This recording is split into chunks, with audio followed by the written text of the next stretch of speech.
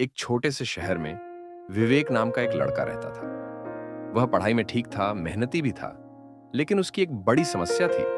उसे बहुत डर लगता था। उसे लोगों के सामने बोलने से डर लगता था, नई चीजें करने से डर लगता था, और सबसे ज्यादा डर उसे इस बात का लगता था कि अगर वह असफल हो गया तो लोग क्या कहेंगे। एक दिन स्कूल में शिक्षक ने घोषणा की कि अगले हफ्ते एक भाषण प्रतियोगिता होगी। जो भी छात्र इसमें भाग लेना चाहता है वह अपना नाम दे सकता है। विवेक के मन में भी इच्छा हुई कि वह भाग ले, लेकिन जैसे ही उसने सोचा कि उसे पूरे स्कूल के सामने बोलना होगा, उसका दिल तेजी से धड़कने लगा। उसके मन में कई डर आने लगे। अगर मैं भूल गया तो, अगर सब हंसने लगे तो, अगर मैं हार गया तो। इसी डर के कारण उसने अपना नाम नहीं दिया। उस शाम वह उदास होकर घर लौट रहा था। रास्ते में उसे उसके पड़ोस में रहने वाले रमेश सर मिले। रमेश सर एक रिटायर्ड शिक्षक थे और अक्सर बच्चों को जीवन की अच्छी बातें समझाते थे। उन्होंने विवेक को उदास देखा और पूछा, क्या हुआ बेटा, इतने चुप क्यों हो? विवेक ने धीरे से कहा, सर, मैं कुछ करना चाहता हूं, लेकिन मुझे बहुत डर लगता है। मुझे लगता है कि मैं असफल हो जाऊंगा। रमेश सर मुस्कुराए और बोले, डर होना गलत नहीं है बेटा, लेकिन डर के कारण रुक जाना गलत है। विवेक ने पूछा, लेकिन सर, मैं इस डर को कैसे हराऊं? रमेश सर ने कहा, मैं तुम्हें एक छोटी सी कहानी सुनाता हूं।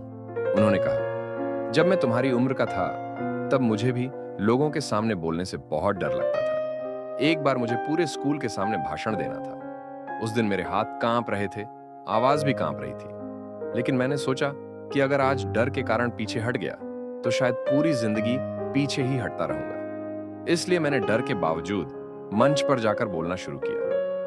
शुरुआत में मैं घबरा गया, लेकिन जैसे जैसे मैं बोलता गया, मेरा डर कम होता गया। उस दिन मुझे पहला स्थान नहीं मिला, लेकिन मुझे सबसे बड़ा इनाम मिला, मेरा आत्मविश्वास।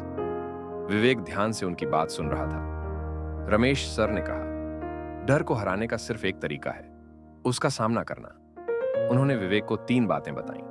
पहली बात, डर को पहचानो। सबसे पहले यह समझो कि तुम्हें किस बात से डर लगता है। दूसरी बात, छोटी शुरुआत करो। अगर तुम्हें लोगों के सामने बोलने से डर लगता है तो पहले अपने दोस्तों के सामने बोलो। तीसरी बात, खुद पर विश्वास रखो।